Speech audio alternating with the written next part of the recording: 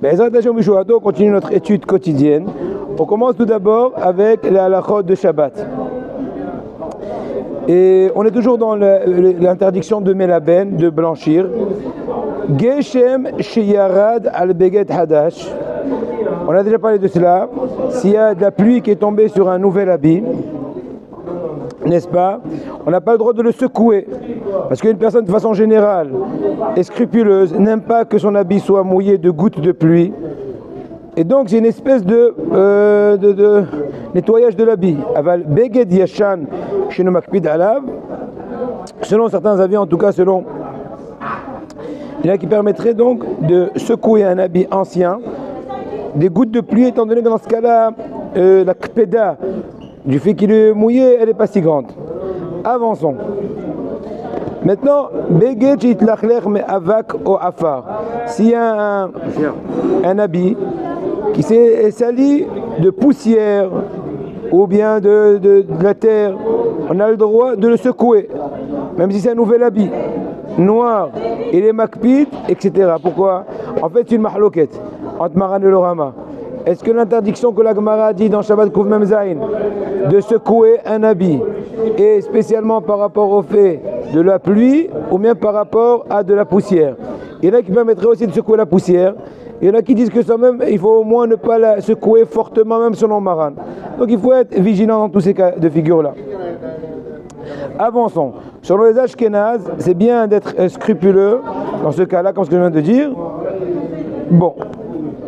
Maintenant, Mikol Makom, ben Anashim. Si par contre il se doit de se balader comme ça avec des habits poussiéreux, c'est sûr qu'il faudra les secouer, en tout cas de façon légère. Bon, rabat. Maintenant, on a le droit, bravo, je me mets en attendant. Ça s'appelle en français changer de cadre. Muta lenakot beged mivereshet bgadim. On a le droit Shabbat de nettoyer un habit avec une brosse, chose qui n'est pas évidente. Je tiens à signaler chaque fois qu'il y a des halakhot qui sont un peu, on va dire, qui dépendent de discussions, donc je signale, il y en a qui discutent sur cela. Avançons. Beged shitlachler mi bot otavshil v'chadome. Tu as un habit qui s'est sali, de la boue, un petit morceau de pomme de terre, je sais pas moi, de la tfila qui est tombée dessus. Tu n'as pas le droit de l'attraper et de les chef de le frotter, parce que dans ce cas-là, tu as l'air d'être Melaben. C'est quoi Melaben? De blanchir. Aval mutar le nakoto beshinouy. Par contre, on a le droit. Où est-ce qu'il est Norbert? Il faut évacuer les gens ici. Allez. Bah oui. Simcha. C'est Simcha, c'est le Olam Smahat pour l'homme d'Imtora. Il faut être takif. Le maïm kavod à Shabbat. Quoi? Je laisse sali, je laisse sale. Non, je te dis, dans ce cas-là, aval mutar et nakot beshinouy. Tu as le droit de nettoyer beshinouy. C'est quoi? Sheitfos betidea beged. Ça veut dire, voilà, c'est mon habit. Là, il est sali. J'attrape d'en bas. D'en bas, je frotte légèrement. Du revers, je frotte légèrement. Ou bien tu peux légèrement gratter de l'ongle. Voilà, c'est deux possibilités, mais légèrement, attention. Parce qu'en général, tu n'as pas l'air de blanchir ni de nettoyer, étant donné qu'il reste toujours une auréole. C'est juste, ça plaît juste pour atténuer la saleté, la tâche. Attention, est-ce qu'on a le droit de mouiller un habit Shabbat? Tu as une petite tache, tu veux l'atténuer. Interdit sur d'Oraïta. Shriato zeu kibuso. Le trempage on dit? Eh bien, ça s'appelle un kibous. Par contre, si c'est une chaussure en cuir, on en a parlé une des fois dans le livre, et tu tâches à ne pas verser de l'eau que sur la partie du cuir et pas la partie de la couture. Parce que la couture, il y a des fils. Les fils, ça absorbe. Donc là, non. Donc dans ce cas-là, encore une fois, on aurait le droit de verser de l'eau sur un habit en cuir ou sur des chaussures en cuir pour les nettoyer. Imagine donc, tu as, je sais pas moi, des petits pois qui sont tombés sur ta chaussure. Tu dis, oh, c'est moche, je vais pas aller comme ça. Un truc vert là, comme ça, comme la hina. te dit non, à condition qu'il ne frotte pas. Avançons. On va bientôt finir cette halachot là. Avançons. Beged vena ale or. On a le droit de donner de l'eau sur. Non, ça j'en ai déjà parlé, pardon. Mais il geshem au kisui kova sheno asui mimbat et la minaylon. Tu as donc des fois d'un court chapeau qui est fait. Vous savez, vous connaissez à Bnei Brak, c'est très connu. C'est une espèce de couverture du chapeau qui est fait en nylon, plastique, nylon, et ou bien un manteau qui est ce genre-là. Étant donné que le nylon ou le plastique ou toute autre matière de ce genre n'absorbe en rien, dans ce cas-là, il te dit. Chapeau, il reste sec. Tu peux même de façon énergique,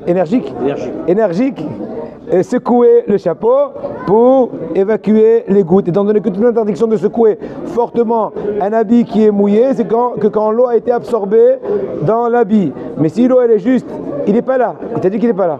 Non, à Grèce. Il a un imprévu. Dis aussi aux autres amis qui viennent. Rabbi. Ouais, bon rabbin. Bar mitzvah, ça. Oui. Né d'un jumeaux. Fille et garçon. Ah. Bar mitzvah. Ça, elle a raconté l'histoire. Asherichem, Aboisei, Léonen. Allez, continue. On entend, chers amis. Les Kitsou, ça c'est un premier point, chers amis. Continuons. On a le droit de mettre de l'eau, de verser de l'eau sur une table ou sur un plan afin de le nettoyer. Il n'y a pas aucun doute, ça ne s'appelle pas Mélaben. Étant donné que tout est, bien sûr, attention, il faut être vigilant que la raclette.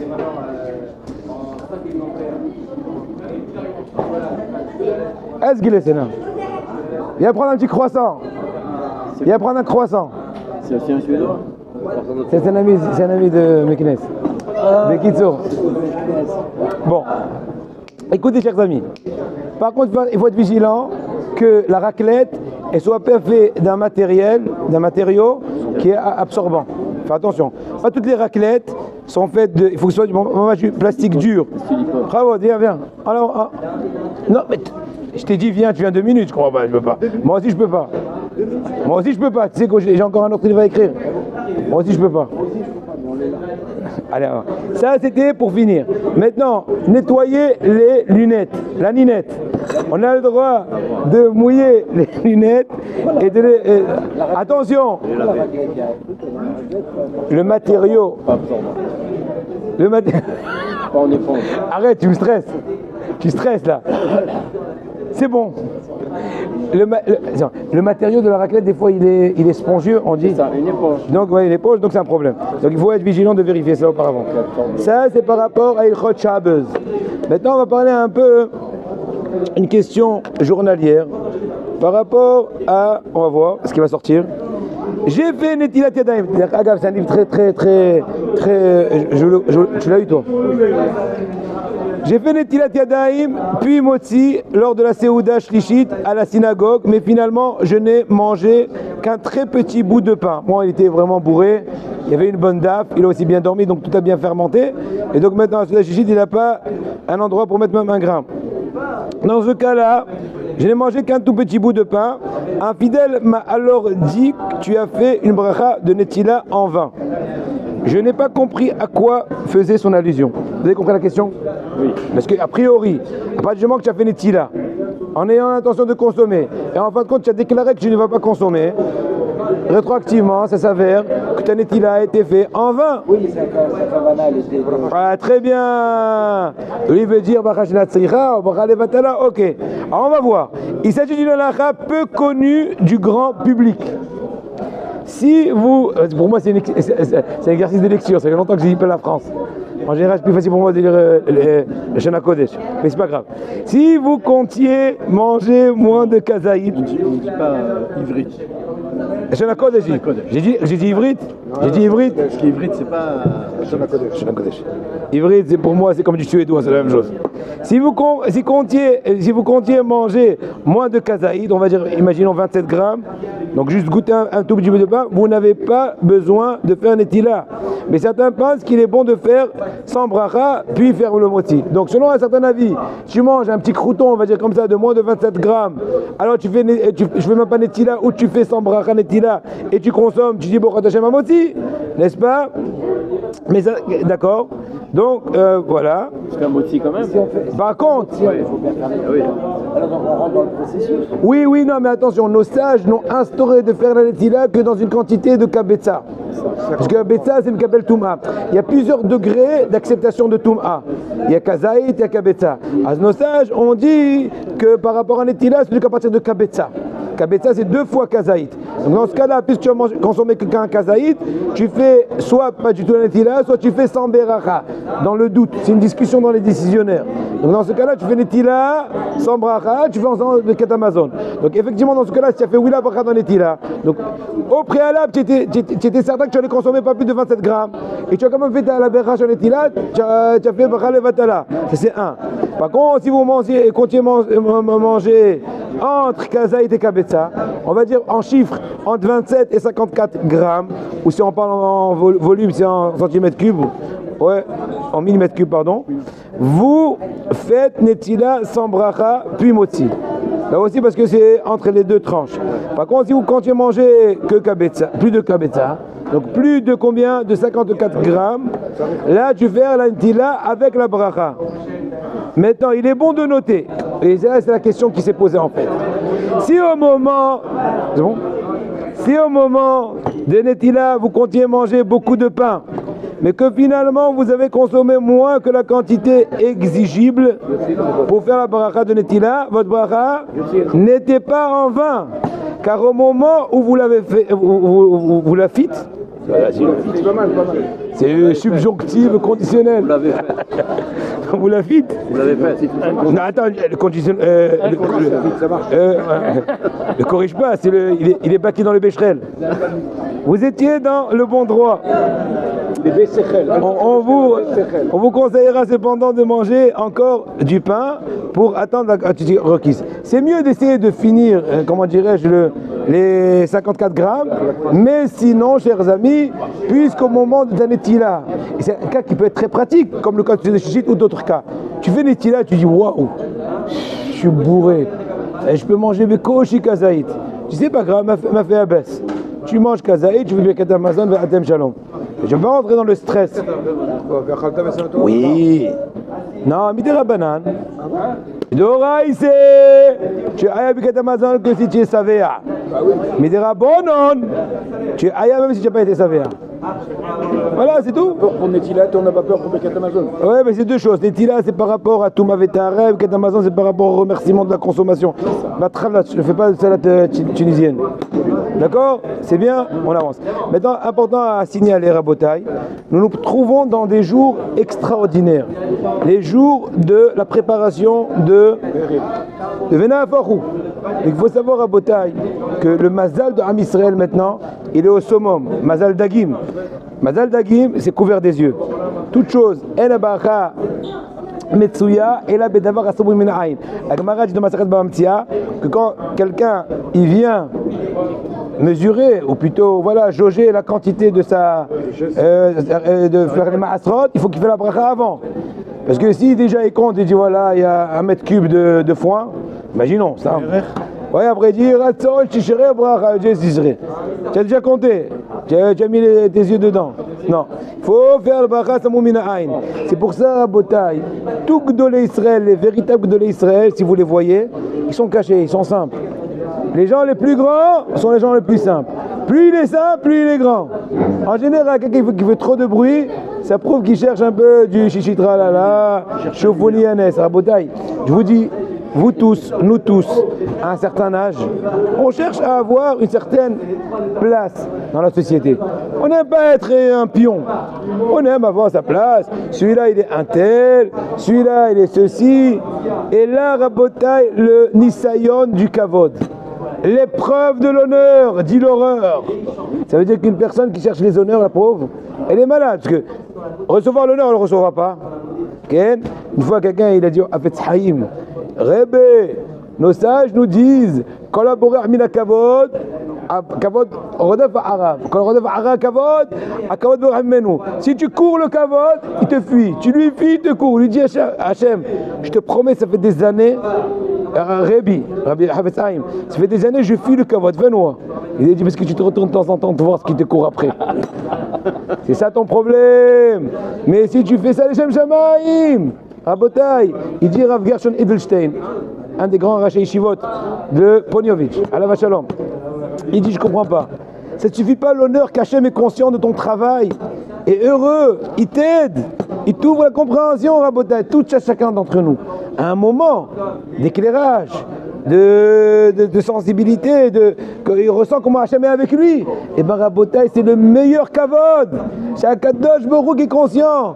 Bilti Hachem Evado. Il faut savoir, Rabotai, que ce monde-là, c'est un hôtel qui coûte très cher. Les honneurs nous font payer cher, c'est dommage. Pourquoi dilapider le peu de mitzvot qu'on a? Comme ce qu'il disait Resh Lakish. Notre route est très longue et notre valisette est un peu vide. Combien tu peux mettre de provisions dans ta valise pour tenir le chemin? Alors n'oublions pas, Rabotai, Bezrat Hashem, qu'on mérite tous. Il faut avoir le mérite de mériter. Ah ben Hashem, Bi'ata Mashiach, Haya Olam Haba. Mais ça va être Netzar Netzaim. C'est quoi Netzar Netzaim? Imaginez-vous, vous êtes au bord de la mer. Vous prenez un grain de sable. Un grain, c'est Wallo. Et ben c'est, imaginons, 1 million d'années. Et ainsi, chaque grain de sable, c'est 1 million d'années.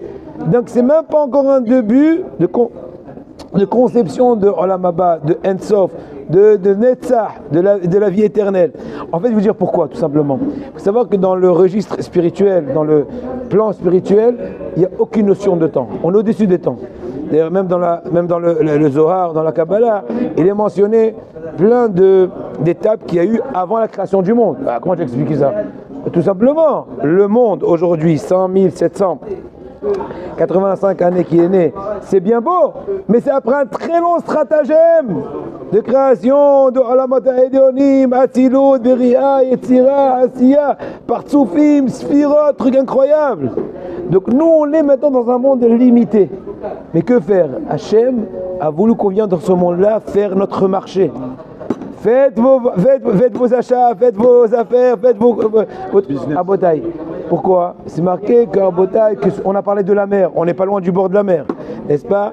Nos sages disent que ce monde-là ressemble à une personne assoiffée qui se trouve au bord de la mer.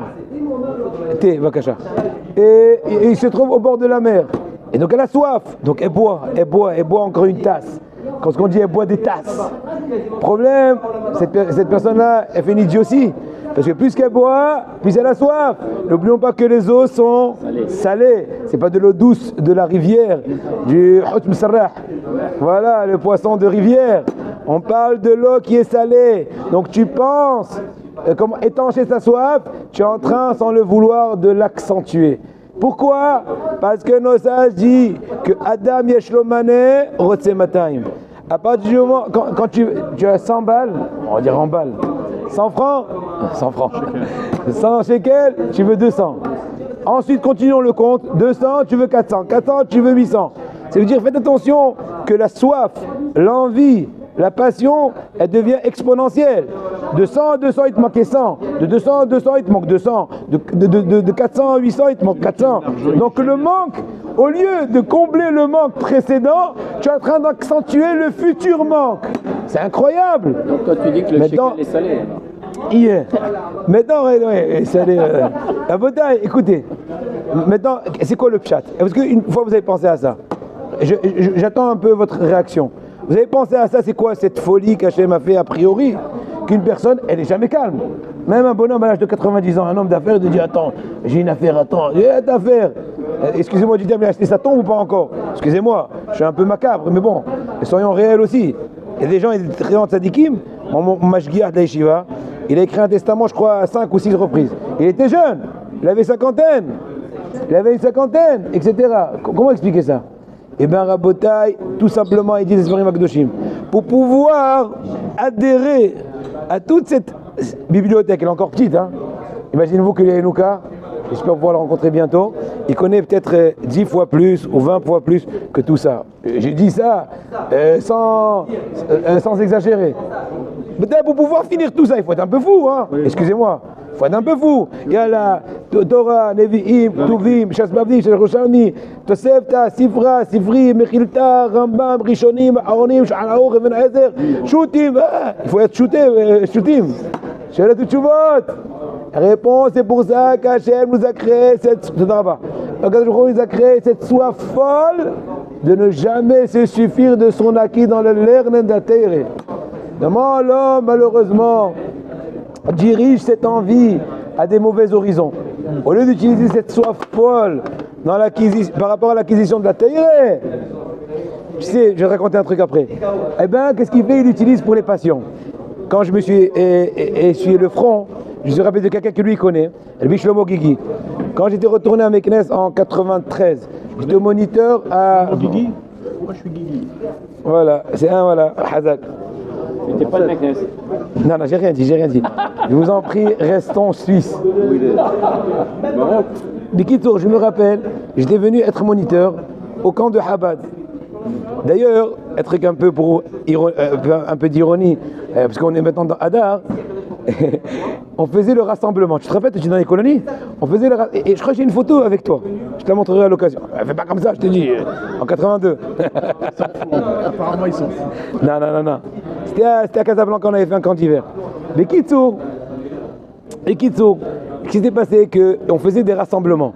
Avant la tfila de Shaharit, il y avait un rassemblement, il y avait, ça s'appelait groupe Aleph, groupe Bet, groupe Guimet, donc voilà, c'était 8 groupes. Le groupe Aleph, c'était des 8-9 ans, ainsi de suite, 10-11 ans, un bar mitzvah. Jusqu'à le groupe Het, c'était déjà les 16-17 ans, ils étudiaient un peu plus et tout. Maintenant, avant de faire Shaharit, on se mettait comme Tzivot Hashem, en fait, c'est les armées d'Hachem, on faisait des mouvements de sport. Avant Shaharit, à la bosse bas, tu es comme ça avec truc. Non, avance là. Pour te réveiller, qu'est-ce qu'il te mettait? Il y avait des baffes dans toutes les chambres. Et il se lève, il dit Modéani. Après, il dit pressez-vous le rassemblement dans 20 minutes. Après, il dit dans 15 minutes. Et tu vois les gens, ils se lèvent en pyjama et trucs. Pourquoi? Parce qu'il y avait une concurrence pendant 3 semaines. On était pendant 3 semaines en camp d'été, on dormait là-bas, on allait ici, on faisait tout. Et il y avait concurrence entre les groupes.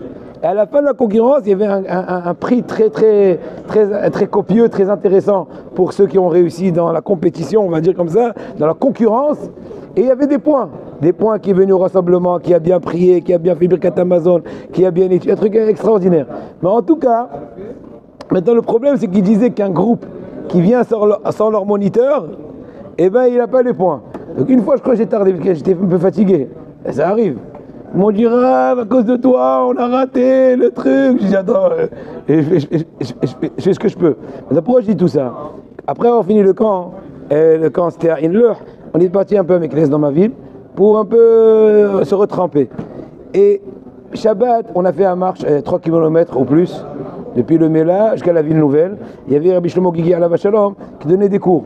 Maintenant, c'était spectaculaire les cours qu'il donnait. Mais bon, maintenant, sans rentrer dans cela.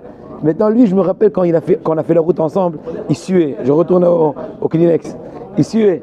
Donc, il s'épongeait un peu le truc. Il dit Hachem, pourvu, en arabe, Hachem, pourvu que ces gouttes de sueur, tu effaces avec mes fautes. Et ça m'a marqué.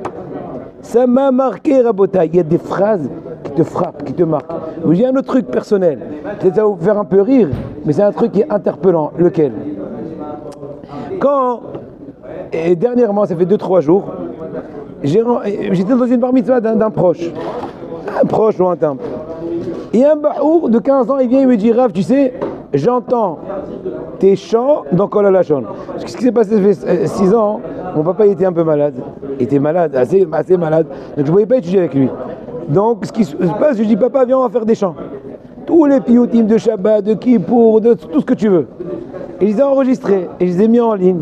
Ce bahour-là que je ne connais pas, il est venu, il m'a dit, je me renforce beaucoup d'écouter tes chants. Et je me suis trouvé avec lui de côté, en train de lui chanter des nouveaux chants, pour le renforcer. Rabotaï, ces situations-là, va savoir que les quelques mots que je lui ai dit, lui c'est le petit-fils de Rav Batsri, ce jeune homme-là, ces petites rencontres sympathiques, comme ce qu'on dit, de cœur à cœur, va savoir combien, encore pendant des dizaines d'années, ça va le marquer. Moi, je rappelle d'un enseignant à nous, Rabbi Mimoun Mal'aili, il y avait dans notre emploi du temps des heures creuses. Comment ça s'appelle? Les heures creuses. Des fois, de 9 à 10, il n'y a pas de cours. De 10 à 11, hein? Des pauses. Voilà, des pauses. Et ma maman, j'étais Bria, elle me disait, ne perds pas ton temps. Va chez Rabbi Mimoun Bal'ali, que j'ai avec lui Pirkei Avot. Rabotai, ça m'a marqué à tout jamais. J'étais un jeune homme, je ne sais même pas si j'avais la bar mitzvah. Et je me rappelle, il avait ces petites galettes rondes, salées, il m'en donnait un peu. Bah, il ne va pas manger tout seul. Et il m'expliquait Pirkei Avot. Il me dit, lis, qu'est-ce qu'il veut dire ici la Mishnah? Et truc, Rabotai, le goût de cette heure-là d'étude, il nous quitte jamais. C'est pour ça que c'est très important, Rabotai, de saisir les occasions d'émotion. Plusieurs d'entre nous, plusieurs stades dans la vie, on a des moments émotifs. Alors il faut faire comme ce qui est marqué dans Shira Shirim. J'attrape fort de mes deux mains ce moment d'éveil et je ne le lâche pas. Parce que ces illuminations, ces appels, ils viennent pas toujours. Des fois c'est le mérite de nos parents. Des fois c'est une mitzvah. Tu as fait mission route nefesh, tu avais du mal à te lever à Shaharit, tu as jeté la couverture, tu as bondi comme un lion. Hen am kelavi yakum. Hachem te dit, il te donne pitom une envie dans la tfila. Ou toute autre situation. Vous savez, Rabotai, c'est marqué dans la série Magodoshim, qu'il est des fois qu'une personne qui étudie la Torah d'un certain tzaddik. Imaginons moi, plusieurs fois, j'évoque le tzaddik de Rabbi Yosef Karo. Le mérite de Rabbi Yosef Karo, bon, Hachem, je la Torah tout le temps, on ne bouge pas sans lui. Donc quand tu te donnes à fond dans la Torah d'un certain tzaddik, et bien des fois on te donne en cadeau une étincelle, quelques étincelles d'un neshama de ce tzaddik, qui vient en fait te booster, te fortifier. Et des fois tu sens vraiment une motricité illogique. Tu comprends pas ce qui t'arrive, tu as envie, t'as la pêche, ça bouge tout. Et ben Rabotai, c'est un cadeau, Hachem t'a fait, profites-en. Va savoir combien de temps ça va tenir. C'est marqué dans l'Ari Kadosh. Par contre, si tu t'énerves, Bzrob, du Kaas, tu perds. C'est marqué dans l'Ari Kadosh, c'est marqué dans nos sages.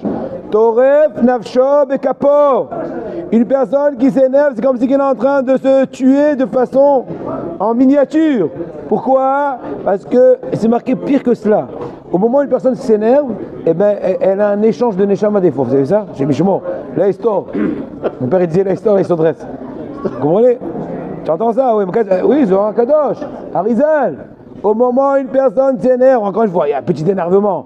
Je m'énerve, attends. Bon, ça va, sinon on n'a pas fini. Mais je dis, il y a quelqu'un qui sort, il s'énerve. Si c'est médical. Là, c'est grave. Si c'est médical. S'il est malade, le pauvre, qu'est-ce qu'il va faire? Il l'a échappé. Sur il faut asser les mains.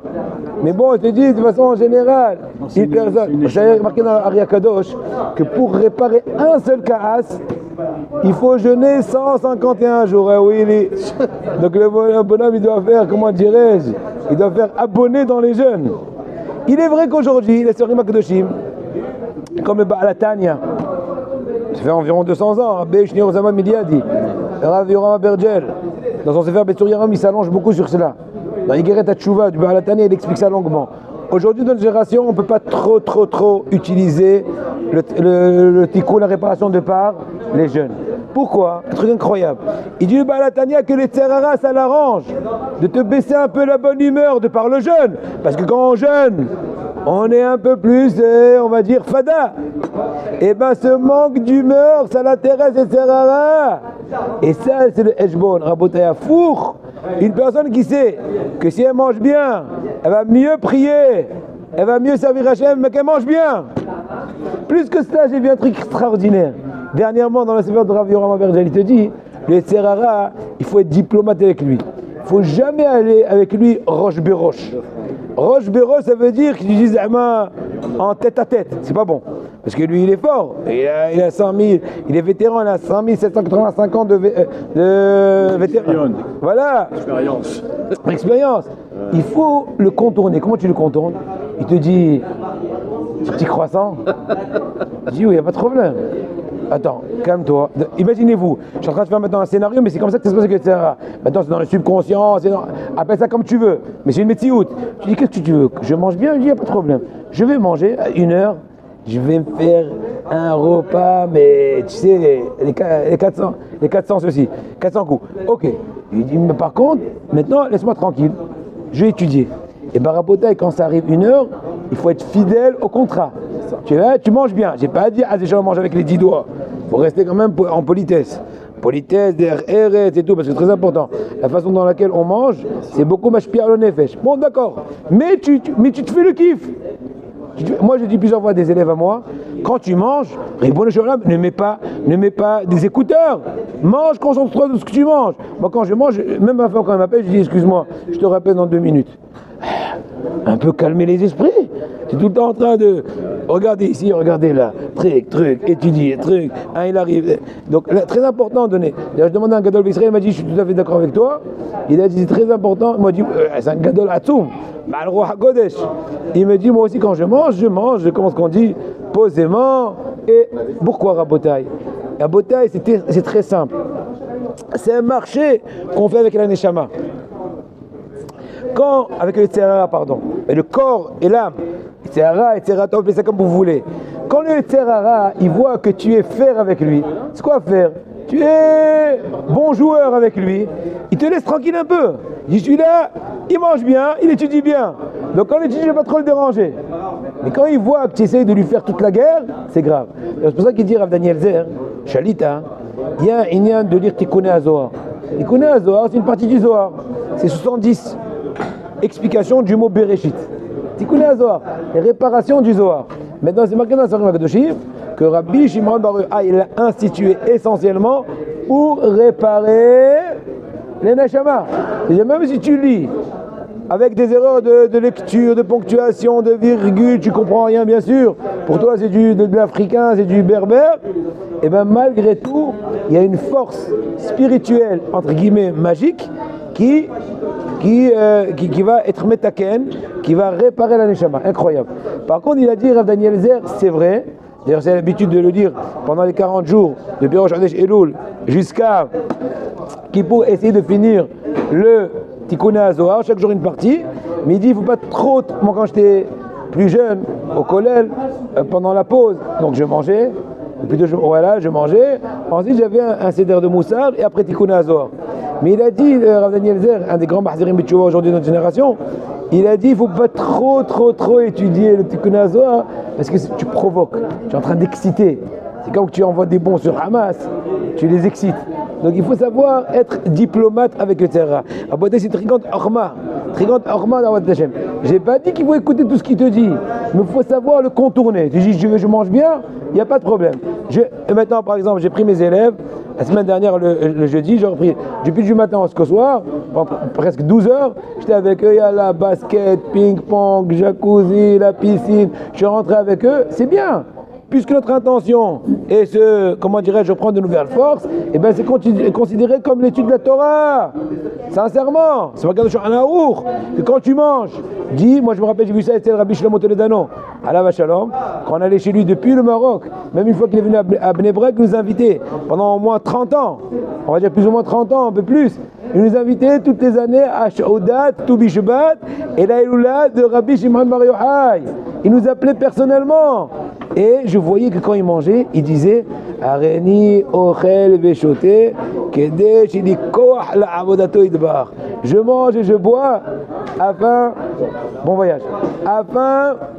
que j'ai la force pour le service d'Hachem.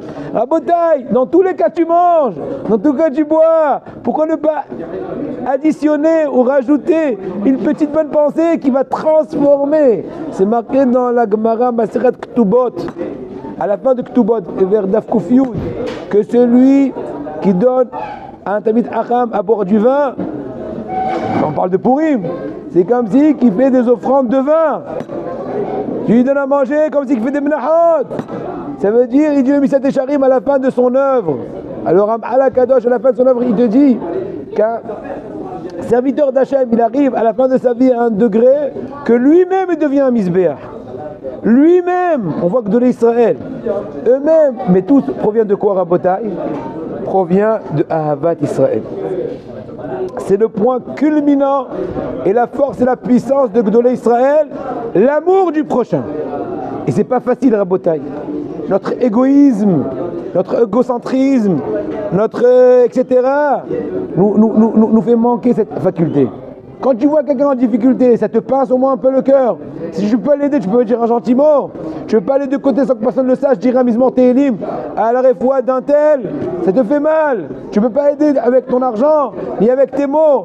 Tu peux aider avec ta prière, c'est le minimum.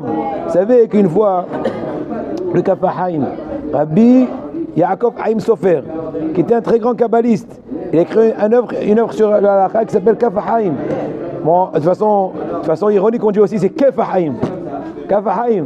Mais le Kaf HaHaim, une fois, il y avait une hiloula à lui, Yortzeit, l'Arsiat, Yortzeit. Et vous savez que le Yortzeit, c'est un mot ashkenaz. Mais il a eu le mérite d'être propagé dans tout, même chez les Sfaradim. Mais par exemple, au Maroc, on ne disait pas Yortzeit, on disait Yarsiat. Mais le maïs, c'est Yortzeit. Yor, c'est l'année, hier, comme en anglais. Bon, c'est en allemand, je sais pas quoi. Zeit, c'est anniversaire. Anniversaire de l'année. Donc en fait, la date du décès dans le cas en question. Mais Kitsour, pourquoi je disais tout ça? Et le Yortzeit du Kaf HaHaim. Et son fils, apparemment, un truc comme ça, il n'a pas fait de Seouda, ni Brachot, ou allo. Apparemment, il était très, très serré au niveau pécunier. Ok. Le Kaf HaHaim, ce soir-là, s'est dévoilé. Il lui a dit, je comprends pas, vous avez pas fait des brachot? J'ai attendu. Il lui a dit, mais papa, j'ai pas trop de moyens. Il lui a dit, mais tu peux pas aller puiser un seau d'eau et qui dit chez Akol. Aïe aïe aïe aïe. À Botaï, la force d'une seule bracha. D'une bracha. On n'est même pas conscient au niveau de la Kabbalah, avec une bracha de chez Akol. Apparemment, bracha toute simple. On monte dans plusieurs mondes de par cette bracha-là. Même sans que tu le veuilles, c'est automate. Si tu as la kavana, c'est encore mieux.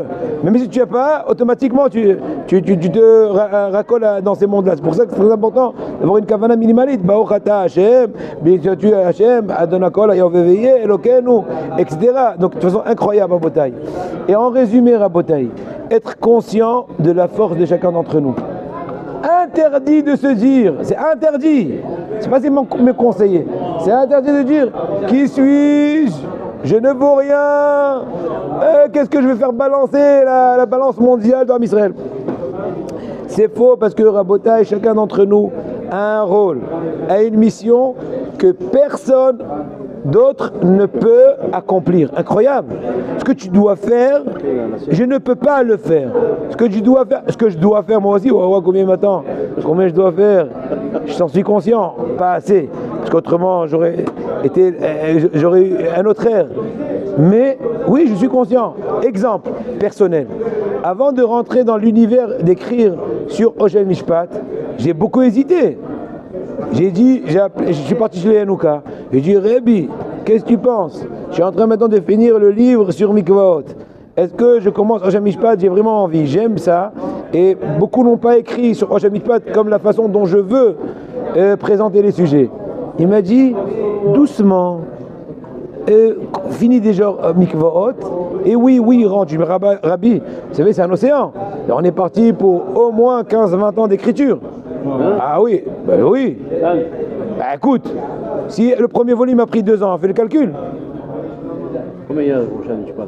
Attends, le premier volume, il passe du chapitre 1 au chapitre 27. D'accord? Ça m'a pris 2 ans, on va dire 2 ans, et c'est encore rapide relativement. C'est un livre de 1000 pages. Donc maintenant, si on parle des 427 articles en tout et pour tout, j'en ai fait que 27. Fais le compte de nombre de volumes.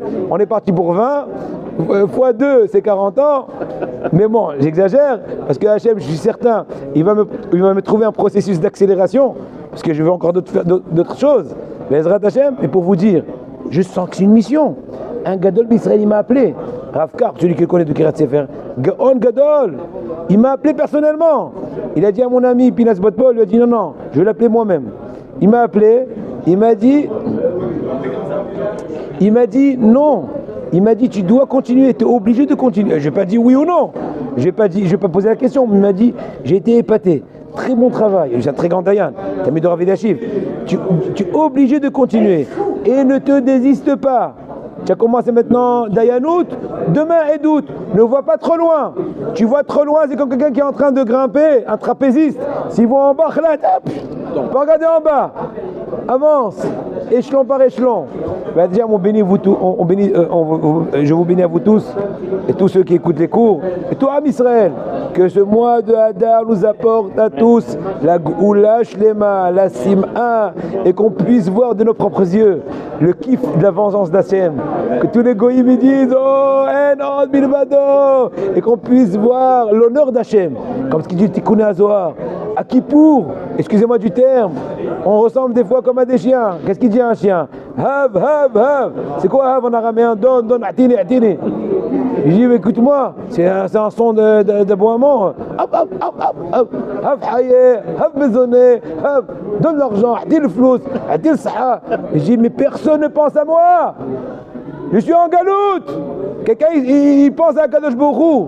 C'est marqué dans les Sfarim HaKadoshim, le Shlach Kadosh Rabbi Yeshaya Horowitz.